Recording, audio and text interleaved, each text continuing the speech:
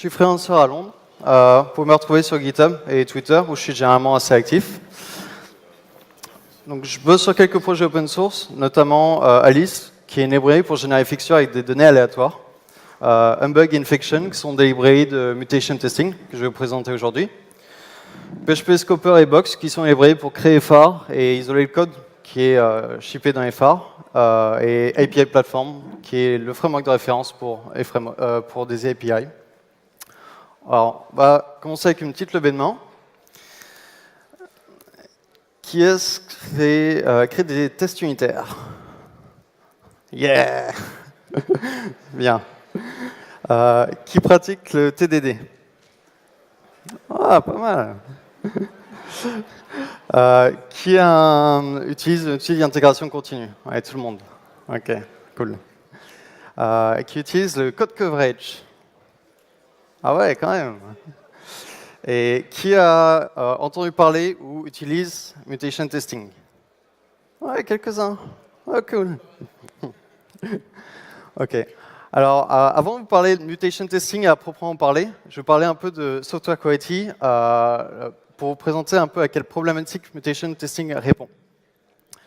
Alors, la qualité logicielle, d'après Marcelo Duarte, qui est le créateur de PHP-Spec, qui est un outil assez populaire de test ou plutôt de spécification en PHP, la qualité logicielle se définit par dans quelle mesure une application répond aux besoins de l'utilisateur, ainsi que la maintenabilité du code source.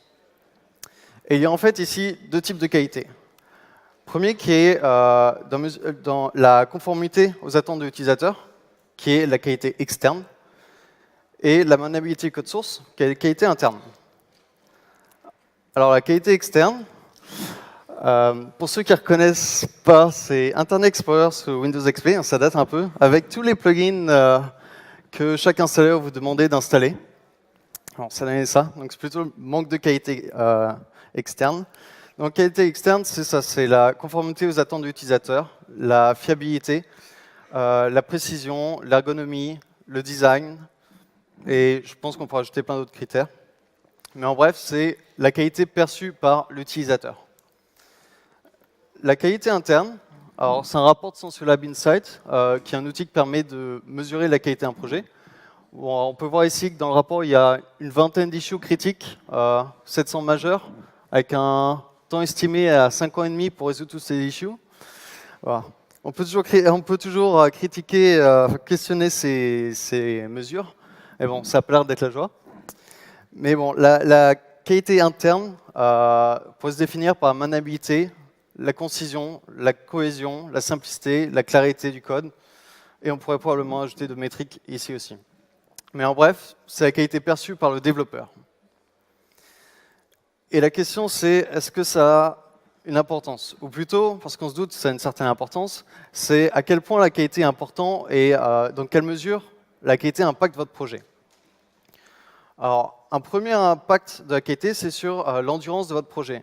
C'est-à-dire le nombre de fonctionnalités que votre projet peut avoir au cours du temps. Donc, sur la courbe en rouge, c'est lorsqu'on ne se préoccupe pas de la qualité du tout. On peut voir, c'est très facile d'ajouter des fonctionnalités au départ, mais au fur et à mesure, au fil du temps, la vitesse à laquelle on peut ajouter de nouvelles features ralentit. Tandis que si on se préoccupe de la qualité, c'est plus long au départ, mais après la cadence elle est plus ou moins constante. Et donc on a cette payoff line qui est le point à partir duquel il est plus rapide d'ajouter des features si on s'est préoccupé de la qualité que si on ne s'en est pas préoccupé. On peut se demander à partir de quel moment on atteint ce point d'expérience, c'est plutôt quelques jours, quelques semaines, mais certainement pas quelques mois. Donc, la qualité impacte la vitesse à laquelle vous pouvez ajouter des features, et ça impacte aussi le coût des bugs. Alors, sur ce graphe-là, ça représente le coût d'un bug selon la phase de développement à laquelle il a été détecté. Donc, en dev, 100 $, en prod, 10 000 $. Comment on passe de 100 à 10 000 $? Bon, on peut questionner les chiffres. Il y a les sources avec comment l'étude a été faite et quelques critiques. Mais bon, si on prend un exemple de, par exemple, système de paiement où il y a un bug dans le système de paiement, un client essaie de payer, il n'arrive pas à payer, soit il se fait débiter 2 fois. Alors vous aurez le coût de trouver le bug, de le fixer. Ça doit repasser par toute la phase de développement, dev, CI, Q&A et prod, plus coût de dédommagement pour le client, plus l'atteinte à l'image. Même si c'est difficile de mesurer tous ces coûts-là avec exactitude, c'est clair que ces coûts sont beaucoup plus importants que si ce même bug a été détecté en phase de développement. Donc ça impacte l'origine, ça impacte le coût des bugs, et on peut décomposer le coût de ces bugs-là avec, il y a le coût d'implémentation, des bugs et des repairs. Vous avez aussi la dette technique. Alors, ce n'est pas le coût d'un bug à proprement parler, c'est plutôt pour la feature, plutôt pour une next feature. C'est-à-dire que la dette technique, c'est qu'ajouter un bout de code, si vous n'y faites pas attention, ça va juste ajouter de la complexité et que la next feature sera un peu plus difficile à ajouter. Et vous avez le cost of delay. Alors, ce n'est pas le coût de retard, mais plutôt, dans l'exemple que j'ai décrit avant, on a vu qu'il y avait une différence de coût selon la phase à laquelle on a détecté le bug. Donc, en fait, il y a un certain manque à gagner. Et ce manque à gagner là, c'est le cost of delay. Donc, si on devait le représenter, alors quand on développe une feature, on part d'une idée. Donc, on développe la feature sans se préoccuper plus que ça de la qualité. On a un coût d'implémentation, soit. On a le cost pour débugger et réparer les bugs. Et on a le coût de la dette technique. Alors, le coût de la dette technique va plus impacter la prochaine feature. Et en revanche, si on implémente la même feature, mais en se préoccupant de la qualité, alors le coût d'implémentation est plus important. Le coût de debug et de repair est quasi non inexistant, parce qu'il est inclus dans le coût d'implémentation, en fait. Et le coût de la technical debt est nettement moindre. Et la différence entre les deux, c'est ce qu'on pourrait définir comme cost of delay.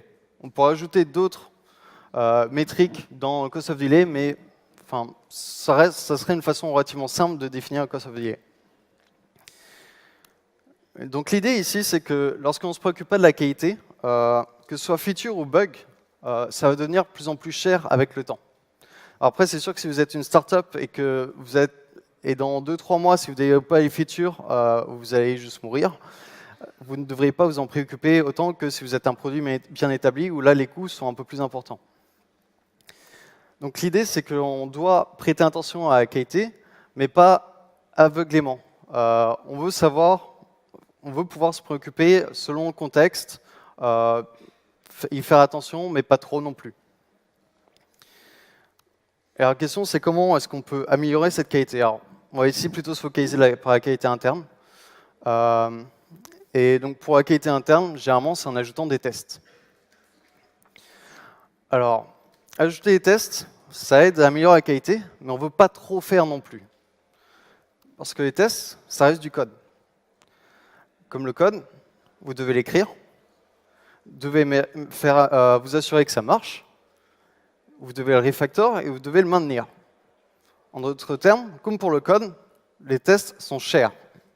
Et là, il y a un certain coût. Du coup, si vous ajoutez juste trop de tests, vous allez éventuellement, le coût d'ajouter tous ces tests-là va éventuellement être plus cher que si vous n'êtes pas trop préoccupé de la qualité. Et ça introduit son lot de problèmes aussi. Comment est-ce qu'on refactor ces tests? Comment est-ce qu'on peut s'assurer qu'une suite de tests fonctionne bien? Comment est-ce qu'on peut s'assurer que la team écrit des tests efficaces? Et dans le cas où on a déjà un bout de code qui n'est pas testé, qu'on veut refactorer ce bout de code, comment est-ce qu'on peut s'assurer qu'on a écrit assez de tests pour pouvoir refactorer ce bout de code sans introduire de bugs? Alors tout ça, ça pourrait se résumer par comment est-ce qu'on peut mesurer la qualité d'un projet. Et l'idée vraiment, c'est que si on définit le niveau de qualité par ce curseur, sur ce segment, alors d'un côté, on n'a pas de tests, d'un côté, on a un nombre illimité de tests. L'idée, c'est qu'on veut savoir où on est, donc on veut savoir où est le curseur, et pour savoir où est-ce que l'on veut aller, selon le niveau de maturité au projet, selon la phase de développement, selon votre contexte, les ressources que vous avez à votre disposition, ce que vous voulez, c'est savoir où vous êtes et où est-ce que vous voulez aller. Parce que si vous allez vers pas de tests, alors vous avez plus grande vélocité, simplement parce que si vous avez juste un fichier à changer, bah, vous avez juste ce fichier à changer. Par contre, si vous avez 10 000 tests et vous avez changé ce fichier-là, vous devez changer 15 autres fichiers de tests, bah, c'est sûr que ça va prendre plus de temps. Donc, ce que vous voulez vraiment, c'est pouvoir estimer la qualité de vos suites de tests. Alors, comment est-ce que l'on fait ça? Alors, la réponse commune, pas de souci, ça marche, il n'y a pas de problème. Ça va être assez insouciant. I'm a Ninja Rockstar, je sais que mes tests sont bons. Alors, soit c'est très arrogant, soit vous pouvez être aussi très bon et avoir un bon feeling sur vos tests.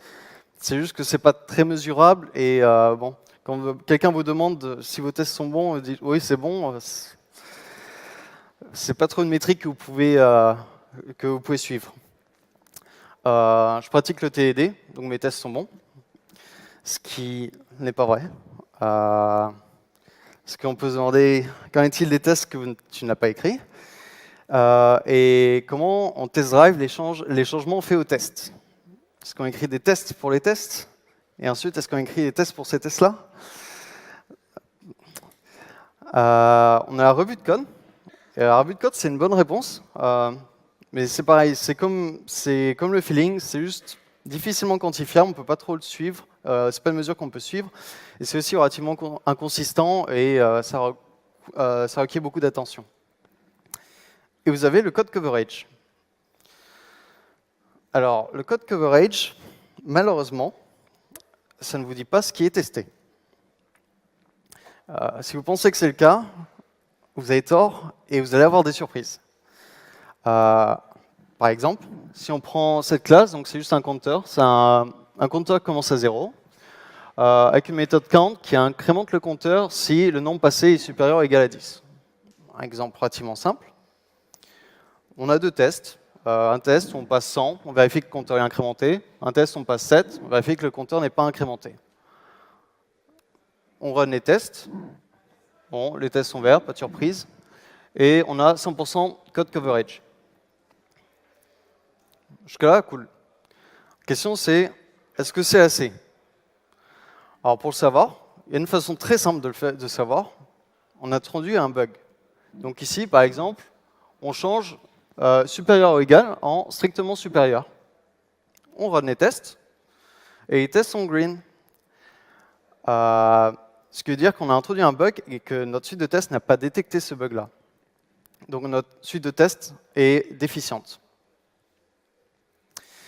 Et la raison pour laquelle, ça arrive, c'est que le code coverage ne vous dit pas ce qui est testé, mais plutôt ce qui est exécuté. Donc là, vous pouvez voir sur un rapport PHP unique classique, en vert, ce que vous voyez, c'est dans la légende, c'est exécuté. Et code testé, c'est juste une petite partie de ce code exécuté. Donc, par contre, s'il y a une chose que le code coverage peut vous dire, c'est ce qui n'est pas testé. S'il y a une ligne qui n'est pas exécutée, forcément, elle n'est pas testée. Donc, c'est une bonne métrique pour ça. Malheureusement, ça n'aide pas plus que ça quand vous avez, pour vous dire si ce qui est exécuté ou pas, si c'est testé, enfin, pour les lignes de code exécutées, si ces lignes-là sont testées ou non. Donc, pour continuer avec l'exemple d'avant, on manquait ce test, vérifier que si on passait 10, le compteur était incrémenté. Dès qu'on ajoute ce test-là, on peut voir que le bug est détecté. Donc la question vraiment, c'est comment est-ce qu'on peut détecter que notre suite de tests elle est efficace ou pas. Et la solution, elle est très simple, c'est introduire un bug, comme l'on vient de le faire. Et c'est à ça que Mutation Testing répond, introduire les bugs. Donc Mutation Testing, très simplement, ça prend votre source code, ça a des mutators. Un mutator, c'est une fonction qui applique un changement, qui introduit un bug. Donc il vous prend votre source code, et puis il va appliquer ce changement-là, et vous allez avoir un mutant. Pour reprendre, continuer sur l'exemple d'avant, on va avoir un truc un peu plus concret. Donc, le changement qu'on avait fait, transformer supérieur ou égal en strictement supérieur, c'est un mutant. Alors le mutant ici, c'est juste le diff enregistré. Le fichier, il a pour un mutant, le fichier n'a pas encore été changé. Il enregistre juste la modification qui va être faite. Et alors, des exemples de mutator, il y en a plein. Transformer un plus en moins, supérieur égal, instrument supérieur. Pour spaceship operator, changer l'ordre des opérandes, changer return true en return false. Vous avez plein de différents types de mutators. Vous avez une liste plus complète dans la source. Et selon les langages, vous allez avoir différents types de mutators. Et donc, ce qu'un outil de mutation testing va faire, alors les détails changent un peu selon le langage, mais l'idée est la même et le principe reste le même. Donc, grosso modo, ce que l'outil va faire, c'est qu'il va collecter les fichiers sources de votre projet. Donc, on a notre projet, on a un file collector, il va scanner votre projet et il va récupérer les fichiers sources. Donc ici, foo et counter. Une fois qu'on a ces fichiers sources, on va générer les mutants. Donc, chaque fichier source va passer à travers la liste de tous les mutators. Donc, chaque outil vient avec une liste de mutators. Et avec ça, on va avoir une liste de mutants. Encore une fois, les fichiers ne sont pas encore modifiés. On enregistre juste sa modification. Donc, on a cette liste de mutants, cette liste de modifications. Concrètement, ce que ça donne. Donc, on peut avoir ça, transformer supérieur égal à 10 en supérieur égal à 9. Incrémenter le compteur en décrémenté, transformer 10 en 11 ou le signe supérieur égal en strictement supérieur. Et il y en a bien plus. Une fois qu'on a ces mutants, pour chaque mutant, ils vont passer à travers un process builder qui va créer un process séparé dans lequel on va appliquer le mutant. Donc le code il sera changé dans ce process-là, et ensuite on va run les tests. Et avec ces tests-là, on va avoir le résultat si les tests sont passés ou non. Si les tests ont fail, c'est-à-dire que si les tests n'ont pas fail, ça veut dire que le mutant a survécu. Les tests n'ont pas détecté le bug que l'on a introduit. En revanche, si la suite de tests fail, c'est-à-dire qu'on a détecté ce bug-là, le mutant a été tué. Et avec ça, on peut définir cette métrique très simplement, qui est mutation score, qui est le nombre de mutants tués sur le nombre de mutants générés. Idéalement, on veut que tous les mutants soient tués. Du coup, le score qu'on veut avoir, c'est 1 ou 100% si vous voulez mesurer le pourcentage. Donc, à la question avant, comment est-ce qu'on détecte si une suite de tests est efficace ou non? On a deux métriques. La première métrique, c'est le code coverage qui va nous dire ce qui n'est pas testé. Et ensuite, on a un mutation score qui va dire parmi les lignes de code exécutées, ce qui est testé. Alors, vous avez peut-être vu avec les mutants appliqués avant, ils sont relativement simples. Donc, on peut se demander est-ce que ça marche vraiment. Alors, pour les curieux, ça a été démontré mathématiquement que si, pour un système complexe donné, si on fait plein de petits tests, on essaie de trouver tous les petits fautifs, tous les petits bugs à droite à gauche, on va couvrir la grande majorité des bugs. Ce qui est cool parce qu'intuitivement, ça correspond à notre expérience, dans le sens, dès qu'on a un problème complexe, ce qu'on essaie de faire, c'est de le casser en problème plus simple. C'est exactement pareil avec les tests. Pour tester une application complexe, on décompose en plein de petits tests. Bon, alors ça, c'est la théorie. Maintenant, on peut passer à la démo.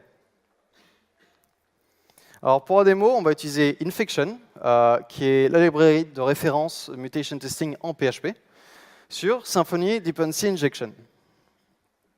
Donc c'est du vrai code, c'est pas juste un petit exemple.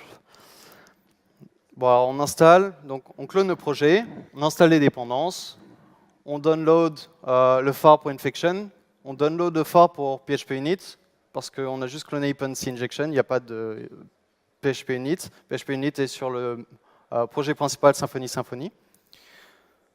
On configure Infection. Alors vous avez une commande init pour vous aider à configurer la première fois, sinon vous avez Adoc comme référence. Mais bon, la configuration est relativement simple. On spécifie les fichiers à scanner. Donc ici on dit prends tous les fichiers sauf test et vendor. Parce que PHP Unit n'est pas installé comme une dépendance ici, on doit aider un peu Infection à dire quel PHP Unit utiliser, donc on lui donne le chemin. Et on spécifie le fichier de log où le report d'infection va être créé. Et une fois qu'on a ça, on run infection et ça marche. Alors, il se passe plusieurs trucs ici. Premier truc, c'est Xdebug enabled. Alors, je pense qu'il y en a beaucoup d'entre vous qui ont utilisé Composer à une époque où vous aviez un message si vous utilisiez Composer avec Xdebug, que Xdebug peut ralentir votre process. Et il y a plein d'autres outils pour lesquels c'est le cas. Alors, Infection, par défaut, demande Xdebug. La raison est que la prochaine chose que fait Infection, c'est run vos tests avec Xdebug pour récupérer le code coverage. Si vous voulez éviter de faire ça, vous pouvez utiliser PHP DBG ou récupérer le code coverage, générer les fichiers de code coverage et les passer à Infection. Il y a des détails pour faire ça dans la doc. Mais l'idée est, pour ne pas s'embêter, on peut juste run Infection comme ça. Et Xdebug ne va être appliqué juste pour ces tests-là. Pour le reste du process, il va être disabled. Donc une fois qu'on a les tests qui sont exécutés, on s'assure qu'ils passent, on a ce code coverage, on génère les mutants. Donc ce qu'on a décrit précédemment, on processe le code source, donc ici il y a 144 fichiers, et on génère les mutants. Donc ici on a généré 3573, et pour chaque mutant, on run les tests. Donc vous avez différents types d'output, killed, escaped. Alors escaped, c'est-à-dire qu'il n'a pas été tué. Uncovered, alors ça c'est plus par curiosité, c'est pour vous dire, il y a ce mutant-là qui aurait pu être généré dans ce fichier, mais ce fichier n'est pas testé. Donc il y a une discussion, est-ce qu'on garde ou est-ce qu'on va l'enlever, parce que ça pollue un peu les logs. Mais bon, pour l'instant c'est là. Fatal error et timeout, les mutants sont tués, mais on précise juste la façon dans laquelle ils ont été tués. Et après on a ce rapport, ce résumé. Alors si on zoome sur le résumé, donc on voit le nombre de mutants tués avec les détails, et on a cette métrique Covered Code MSI, qui est de 82%. Et ça, c'est le mutation score. Alors Nicolas Grecas va être très content, parce que c'est un très bon score. Donc c'est-à-dire que ces tests marchent bien. Après, je n'ai pas testé de savoir quel a été le code coverage, mais bon, c'est Symfony, donc je ne doute pas que ce soit très élevé. Et une fois qu'on a ce rapport, une fois qu'on a ce résumé-là, on a aussi le fichier de rapport. Alors, le fichier de rapport, je le trouve un peu dur à lire, c'est juste du texte. Ce serait bien d'avoir un fichier de rapport HTML comme on a pour PHP Unit. Mais sinon, il est relativement simple. Il liste tous les mutants qui sont échappés. Donc, on voit le fichier qui a été modifié, la ligne qui a été modifiée, la commande avec laquelle les tests ont été exécutés, la modification qui a été faite et l'output des tests. Donc ici, on voit bien tous les tests ont passé. Et ça permet aussi de voir quel est le nombre de tests qui a été nécessaire de run pour essayer de tuer ce mutant. Alors, parce qu'on veut probablement pas run, enfin vous doutez, c'est un peu long comme process, on veut probablement pas run un outil comme Infection sur tout votre projet, à chaque commit, à chaque pull request. Et vous pouvez limiter le nombre de fichiers sur lesquels vous runnez Infection avec une commande. Alors, les détails de la commande, je ne vous recommande pas d'essayer de la retenir par cœur, mais vous pouvez la retrouver dans la documentation et ailleurs. C'est la même que pour PHP CS Fixer. C'est juste pour récupérer la liste des fichiers qui ont été modifiés. Donc, pour une pull request, ça va être la différence. Ça va être les fichiers committés dans la pull request. Et on peut les passer à Infection. Et Infection va juste croiser ces fichiers-là avec les fichiers qui sont censés collecter pour run seulement sur les fichiers qui ont été modifiés. Donc c'était ça pour la démo. Donc vous voyez, c'est relativement simple à utiliser. Ça n'a pas demandé plus de tooling que ça, alors que Symfony, c'est quand même un projet. On peut se dire que ça se passerait pas si bien. Et non, ça se passe plutôt bien. Alors,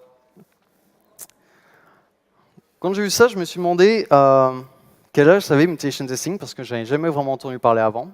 Il se trouve qu'en fait, c'est relativement vieux. On en parlait déjà dans les années 1970. Donc la question, c'est pourquoi c'est pas plus utilisé que ça? Parce que quand même, ça ne demande pas beaucoup de config. Ça permet de tester vos tests. Et c'est tout. C'est juste à le run et ça marche. Alors, il y a plusieurs problèmes. Le premier problème, c'est un problème de maturité. au niveau de l'industrie, il n'y a pas assez de tests. Ça s'améliore. La communauté au PHP, on se débrouille pas mal, mais il n'y a pas encore assez de tests au niveau de l'industrie. Et bah, un outil comme Mutation Testing, ça ne sert à rien si vous n'avez pas de tests. Vous avez un problème d'intégration. Comment est-ce que vous intégrez dans votre workflow de développement? Alors j'espère que la démo vous a aidé un peu. Ce que je recommande, c'est le run une fois, analyser, voir s'il y a des faux positifs, ou voir le résultat, et ensuite appliquer sur les pull requests seulement le diff. Et il y a un dernier problème, qui est le plus gros problème, qui est le problème technique. C'est que c'est une brute force technique. Donc, concrètement, si vous avez n tests, m mutants, vous allez run n fois m tests. Si on reprend l'exemple de la démo avec Symfony Dependency Injection, on avait 672 tests qui prennent environ 25 secondes à run. On génère 3500 et quelques mutants. Ça fait plus de 2,5 millions de tests. En théorie, ça prendrait 53 heures à run. Vous vous doutez, je n'ai pas attendu 53 heures pour avoir le résultat pour la démo. Donc, il y a quelques stratégies d'optimisation. Notamment, la toute première, c'est muter juste le code qui est couvert. Donc, avec le rapport de code coverage, on sait tel fichier-là, il est couvert par tel et tel test. Donc, on peut se dire, dès qu'on applique ce mutant-là, on va run juste ces tests-là. Donc, ça évite d'avoir run tous les tests. On peut faire une analyse incrémentale. Donc, c'est le diff dont je parlais, appliqué juste aux fichiers qui ont été modifiés ou juste une sélection de fichiers.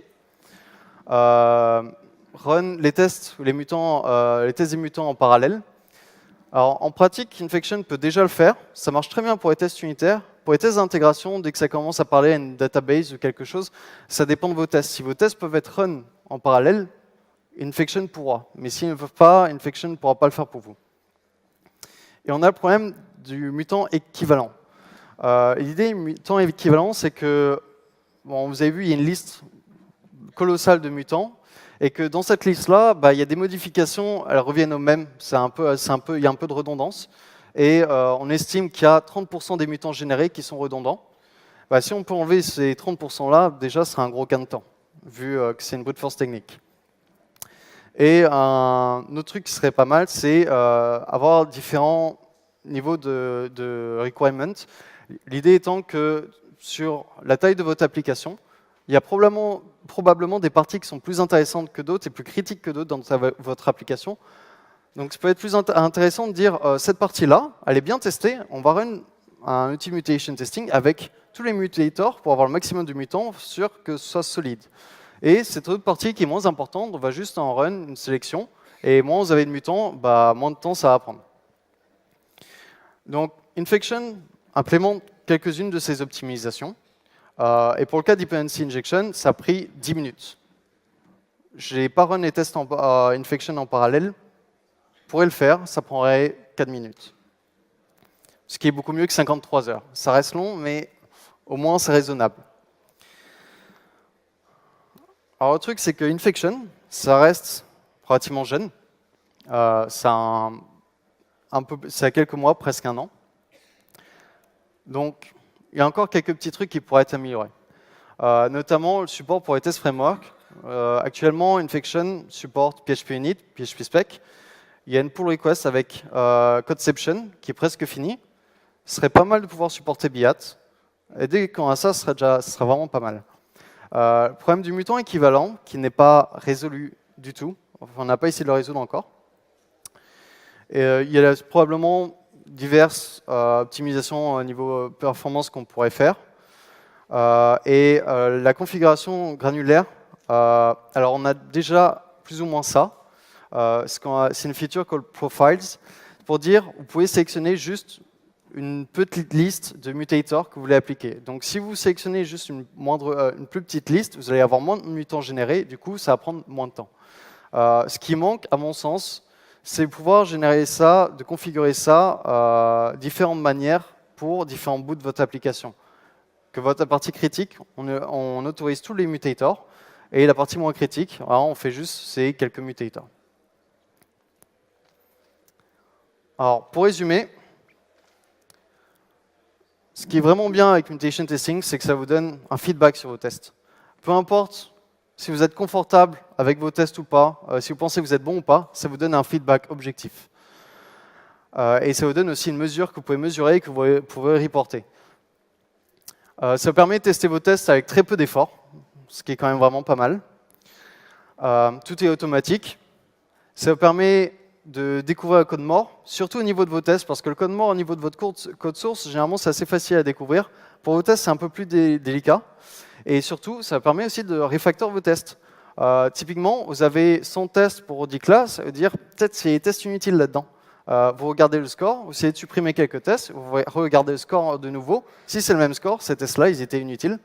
Du coup, c'est les codes morts qu'on peut enlever. L'aspect un peu négatif, c'est que effectivement, c'est un peu lent.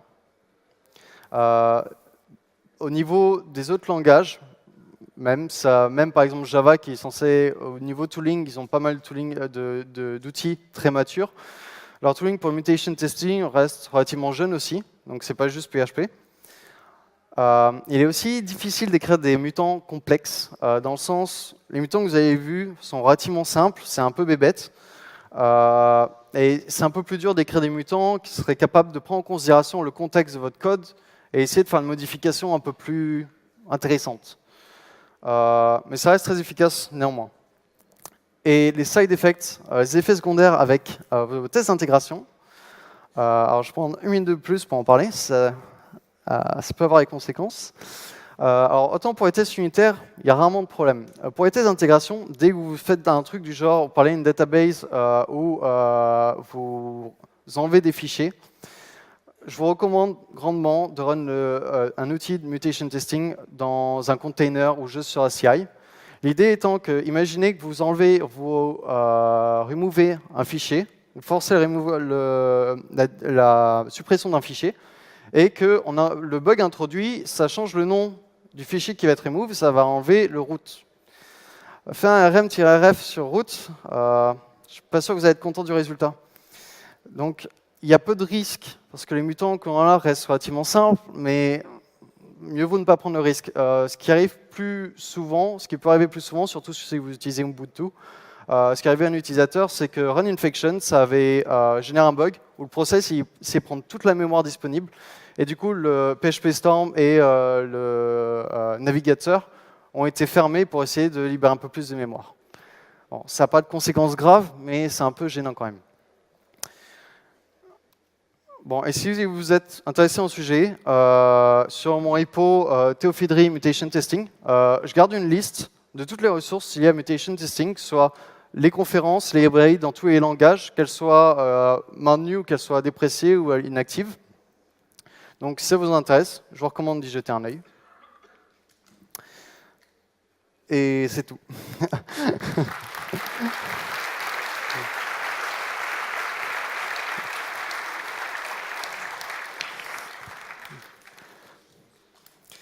Alors, s'il y a des questions, je serais ravi d'essayer d'y répondre.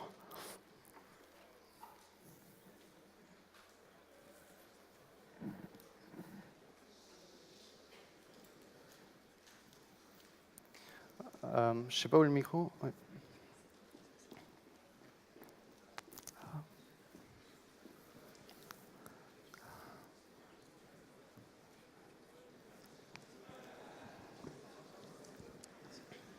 Bonjour, merci pour la conférence, très intéressant.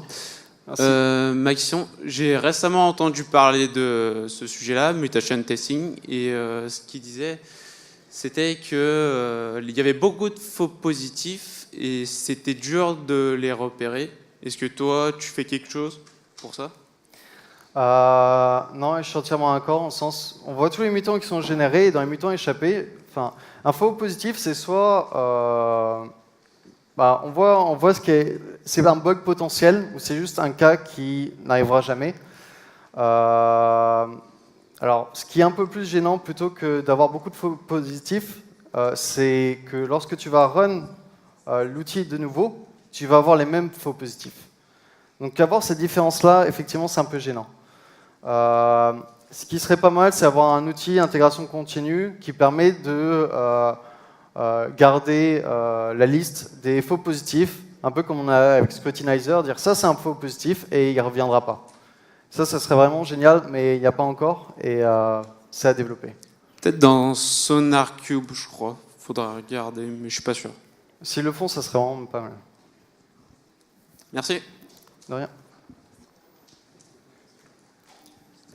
Bonjour, tu parlais tout à l'heure de la montée en charge qui était gourmande. Est-ce que j'ai pas trop connaissance des outils qui existent pour dédier par exemple ce genre de choses à une ferme de serveurs? Est-ce que tout ce qui est multiprocessing peut se faire pour ce genre de choses? Est-ce qu'il y a des stacks qui existent qui prennent ça en charge?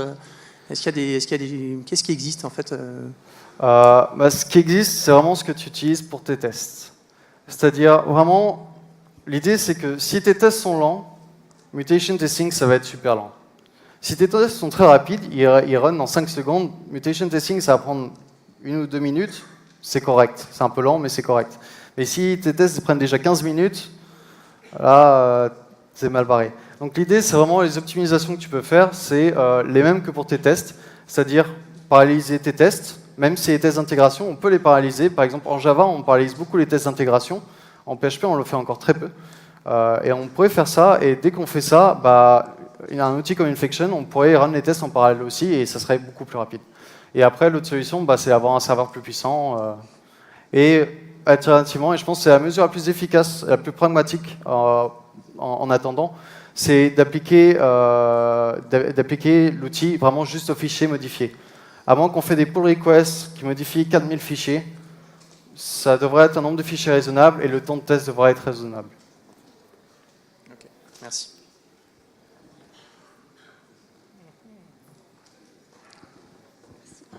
Bonjour. Si on a un bout de code qui ne comporte pas les opérateurs supérieurs, inférieurs et tout, est-ce qu'on peut tout de même générer des mutations? Oui. Alors, après, quelle mutation peut être faite? Ça dépend de ce qu'il y a de fourni dans la librairie. Mais on peut vraiment faire tout ce que l'on veut, genre transformer un string avec une valeur, juste changer la valeur, ou faire un string, un empty string. On peut juste faire enlever toute une ligne de code, juste voir ce qui arrive. Il y a plein d'autres types de modifications qu'on peut faire. Il n'y a pas vraiment. Les limites que l'on a seraient plus au niveau du langage à ce niveau-là. Donc c'est plus une idée. Ce qu'on veut généralement, c'est avoir une bonne balance entre un mutant qui peut réellement détecter les bugs. Et plutôt, sinon, si on a trop de mutants, ça va juste ralentir inutilement. Si ça ne détecte pas un bug, c'est un peu dommage. Merci. Pas de quoi.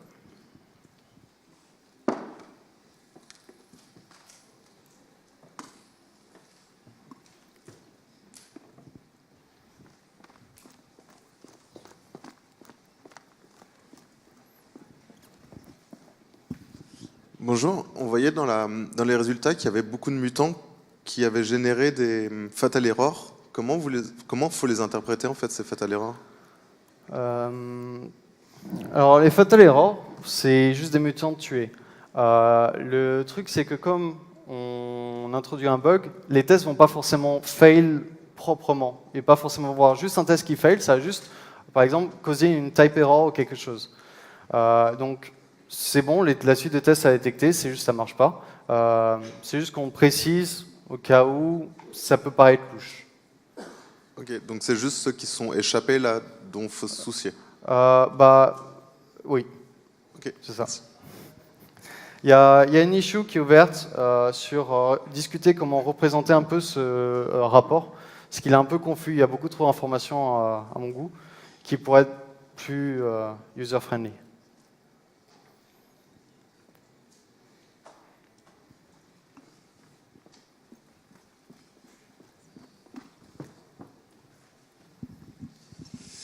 Bonjour, moi j'avais une petite question. Est-ce que plutôt que créer les mutants une fois que notre test, notre code il est fait, est-ce qu'on n'a pas un moyen de générer des test cases au moment où on fait nos tests, un espèce de générateur qui ferait la même chose que les mutants, mais qu'on pourrait intégrer directement à notre suite de tests pour le faire en amont? Alors il y a une façon de tester qui s'appelle property testing, qui apprend cette idée-là, qu'on va plus générer les tests selon les propriétés de ton code. Alors, il n'y a pas encore d'outil qui permet vraiment de générer ces tests-là pour toi. Ça serait vraiment bien. Par contre, ça aide plus à faire des tests qui font plus sens et qui couvrent un peu plus tous les cas. Donc, si ça t'intéresse, je recommande de le regarder. Il y a pas mal de rapports dessus. C'est une bonne façon, même s'il n'y a pas d'outils concrets dessus, c'est une bonne façon de revoir un peu comment on développe ces tests et d'approcher les tests d'une autre façon. Ça marche, merci.